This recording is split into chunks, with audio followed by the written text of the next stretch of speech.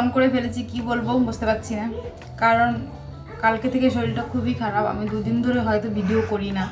শরীরটা এত খারাপ যে চোখ মুখ দেখে নিশ্চয়ই বুঝতে পারছো যে আমার শরীরটা সত্যি কত খারাপ। মানে খারাপের কারণটাও বলি। পিঠে বানিয়েছি, পিঠে বানানোর সময় এখন পৌষ পার্বণ চলছে, পিঠে পুলির দিন। বানিয়েছি পিঠে বানাতে গিয়ে এই সাইডটা কি ব্যথা, মানে এই হাতের এই সাইডটা ব্যথার জন্য কালকে দিয়ে মানে আমি ভালো করে হাতটাও লাড়াতে পারছি না, ডান হাতটা। এরকমভাবে মানে আমার কালকে থেকে দিনটা গেছে। আজকেও সারাদিন, কালকে রাত থেকে শুরু হয়েছে। আর কি পিঠা বানাতে গিয়ে এরকম হয়েছে সেটাও দেখাচ্ছি।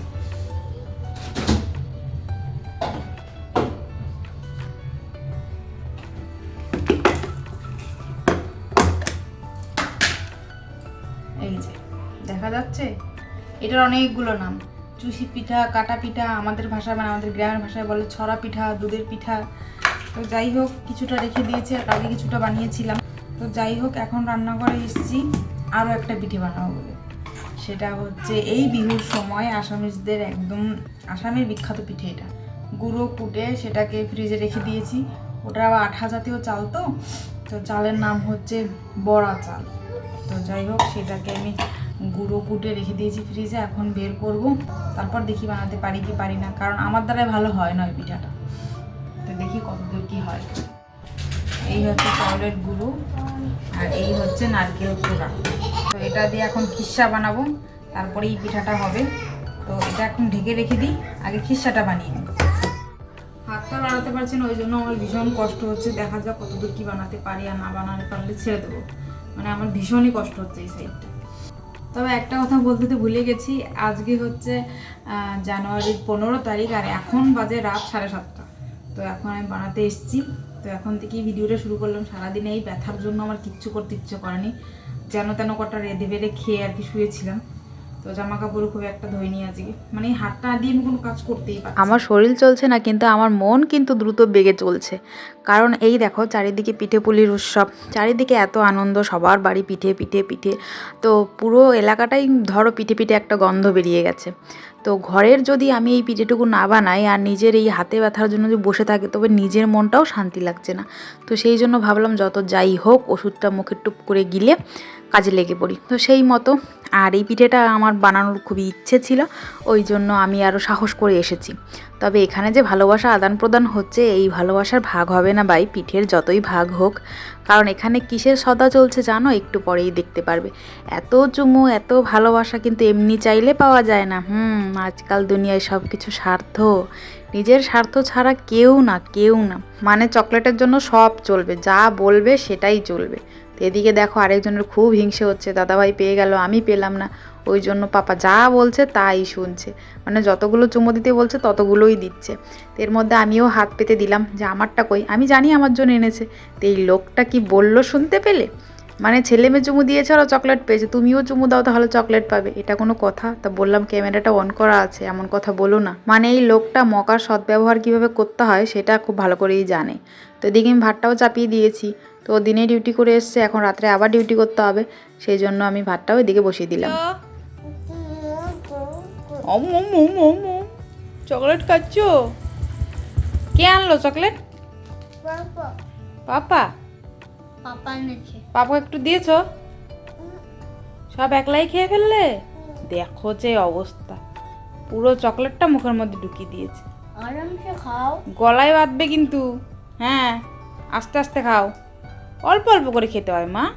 এই দেখো, কালকে আমি পাটিসাপটা বানিয়েছিলাম, খেয়ে দিয়ে এইটুকু বেঁচেছে লাস্টে। ওই মাত্র আসলো, তো আমার হাতে ব্যথার জন্য ওষুধ নিয়ে এসছে, আর ওর একটু পেটে ব্যথা করছিল সেই জন্য ওষুধ নিয়ে এসে। তো ওরটাও খেলো, আমারটা আমি খেলাম। এখন ও বলছে ওর নাকি আবার ডিউটি যেতে হবে, মানে রাত্রে লোক কম আছে, তো ওকে রাত্রেও থাকতে হবে। তো রাত্রে থাকলে কালকে আবার দিনে থাকতে হবে। তো ওই জন্য ভাত বসিয়ে দিয়েছি। তো তরকারি তো দুপুরেই রান্না করেছি, ওটা একটু গরম করে খেয়েও চলে যাবে ডিউটি। তারপরে আমি আস্তে ধীরে পিঠে যদি বানাতে পারি বানাবো, না বানাতে পারলে ছেড়ে দেবো, আর কি ইচ্ছে আর হচ্ছে না। এদিকে আমার নারকেলের পুরটাও মোটামুটি ভাজা হয়ে গেছে। তো এদিকে কড়াইতেও লেগে যাচ্ছিল, খুব তাড়াতাড়িই করছিলাম। ওদিকে রান্নাও বসিয়েছি, এদিকে আবার এই নারকেলটা তো অনবরত নাড়তেই থাকতে হয়, না হলে এটা তলায় লেগে যাবে। এদিকে এক হাত তো ভালো না, তো দুই দিকেই কন্ট্রোল করতে যেয়ে আমার নারকেলটা তলায় একটু লেগে যাচ্ছিল। নারকেলের পুরটা তো হয়ে গেছে, আর এদিকে আমি তাওয়া বসিয়ে দিয়েছি। তো তো এখন চেষ্টা করব হয় কি হয় না। তবে এতগুলো নারকেলের পুর আমার লাগবে না, আমি ভাবছি কয়েকটা নাড়ু বানিয়ে রাখবো, দেখি যদি হয়। দেখো একটা তাওয়া দিয়েছিলাম, হচ্ছে না, মানে এর আঠাটা উড়ে গেছে।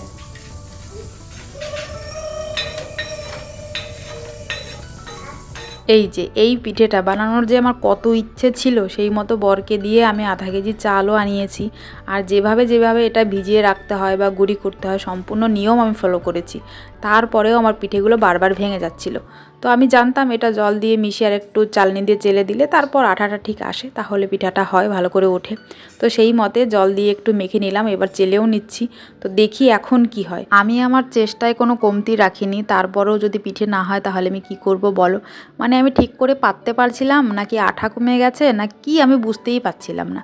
তো যাই হোক, মানে হিম্মত দেখিয়ে 3-4টে বানানোর চেষ্টা আমি করেছি। তবে আমার বানানোর কিন্তু পুরোই মুড ছিল আজকে, তবে হচ্ছিল না কেন সেটা আমি জানি না। তবে বুঝতে পারলাম শুধু মুড থাকলেও হবে না, মনটাও ভরপুর থাকতে হবে। তবে আমার মন একটু কম ছিল, কারণ এদিকেও ডিউটি যাবে, ওকে খেতে দিতে হবে। তো ও দিনেও ডিউটি করেছে, রাত্রেও করবে, সেটা ভেবে একটু খারাপ লাগছে। আবার কালকে দিনের বেলাও করবে আর রাত্রেবেলা ঘরে আসবে। তো সেই জন্য একটু তাড়াহুড়ো তো করছিলাম, আর সেই জন্যই আমার পিঠেগুলো হচ্ছিল না, সেটা আমি বুঝতে পেরে গেছি পরে। বানানোর আগ পর্যন্ত কিন্তু আমি কিছুই বুঝতে পারিনি, সেটা আমি পরে রিয়েলাইজ করলাম যে হ্যাঁ এই জন্যই বোধহয় হচ্ছে না। তো যাই হোক, 3-4টে বানিয়ে আমি দেখলাম আমার পিঠে কোনোভাবেই হচ্ছে না। তো অবশেষে আমি হার মেনে নিয়েছি। আর যে 3-4টে বানিয়েছি ওগুলো মুখে দেওয়া যাবে না, তাহলে দাঁত একটাও জায়গায় থাকবে না। চেষ্টায় আমি বিফল, 3টে বানিয়ে 4টে বানিয়েছি, মোট হলো না। তো ছেড়ে দিলাম, ছুঁয়ে দেবো এখন। আমি আজকে আর কিছু করবো না, আমি জানি আজকে আর আমাদের হবেও না। এক কথা ওই পিঠে বানাতে গিয়ে আমার যেন আরেকটু ক্ষতিই হলো, কারণ হাতে ব্যথাটা আরও বেড়েছে। তো কষ্ট করে ভাত কটা বেড়ে দিলাম, আর অন্য কোনো সবজি আমি রান্না করতে যাইনি, মানে সেই সাহসটা আর দেখাইনি আমি। ভাতটা তো গরম গরম হয়ে গেছে, তবে তরকারিটা একটু ঠান্ডা, যেহেতু ওটা দুপুরবেলায় বানিয়েছি। তবে কি হলো, আমার জাদুর কাঠি দিয়ে আমি গরম করে নিয়েছি তরকারিটা। তো এখন সেই ভাত তরকারি ওকে খেতে দিয়ে দেবো। তবে যতই মনে মনে ভাবো না কেন, একলা একলা ভাত খেয়ে চলে যাব সেটা আর সম্ভব হবে না তোমার দ্বারায়। কারণ তোমার যে দুটো ছানা আছে সে দুটোকে কে খাওয়াবে? তো তারা তো পাপা বলতেই অজ্ঞান। তো একজন তো বসেই পড়েছে, আরেকজনকে আমি একটু ধাবড়িয়ে রেখে দিয়েছি যে একটু পরে খাবি, পাপা তো এখন খেয়ে ডিউটি যাবে, তো ও চলে যাক, তারপরেই তোকে খেতে দেবো। বড় ছানাটা তো আমার কথা শুনেছে, কিন্তু এই ছোটোটা তো বড় অবাধ্য, এ তো কারো কথা শুনবার নয়। আসলে পাপার খাওয়া দেখে ওদের খিদে পেয়ে গেছে, কিন্তু ওদের পেটে খিদে নেই, চোখে খিদে। শোনা আসি। আইছো তুমি আমার সোনা? হ্যাঁ আমি শোনা তো, আমি তো বলবো মা। ও তুমি আমার মা। চলো আজকে রাত্রের মতো বরকে বাই বাই বলার পালা। তো সে জুতো মুজো পরে একদম ফিটফাট রেডি যাওয়ার জন্য। তো ও তো চলে গেল ডিউটিতে, এখন আমি রান্নাঘরে ধীরে সুস্থ যাই। দেখতেই তো পেরেছো আমার রান্নাঘরের কি অবস্থা, সম্পূর্ণ পরিষ্কার করব, তারপরে যে কটা খাবো, তারপরে বিছানায় যাব। তো এখন প্রায় 8:30 বাজে। তো এসে যত তাড়াতাড়ি পারে খাওয়া দাওয়া করে চলে গেছে। যাওয়ার পরে আমরা খেয়ে দিয়ে তারপর বাসনপত্র সব পরিষ্কার করে জামাটাও খুলে চেঞ্জ করে নিয়েছি, আর মুখে যত পলিশ করার ছিল সবই করে নিয়েছি। তো এখন যাব শুতে। ওই দেখো মশারি টাঙিয়ে দেবো এবং ঢুকে পড়েছে, এখন আমি যেতে বাকি আর কি। এই হচ্ছে আবার রান্নাঘর, একদম নিট অ্যান্ড ক্লিন। তো চলো এখন যাই ঘুমোতে। চলো এখন তো শুয়ে পড়বো। হ্যাঁ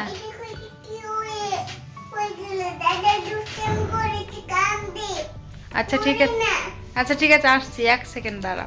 তো চলো শুয়ে পড়ি, যদি পারি কালকেও ব্লগটা কন্টিনিউ করব, আর যদি না পারি তাহলে এখানেই স্টপ। তো চলো ঘুমোই নাকি। আর যদি আমার ভিডিও তোমাদের ভালো লাগে তাহলে বরাবরের মতো একটা লাইক শেয়ার সাবস্ক্রাইব করে যেও প্লিজ। তো চলো ভালো থেকো, সুস্থ থেকো, সবাই নিজেদের খেয়াল রেখো। দেখা হবে অন্য কোনো ভিডিওতে। চলো টাটা অ্যান্ড গুড নাইট।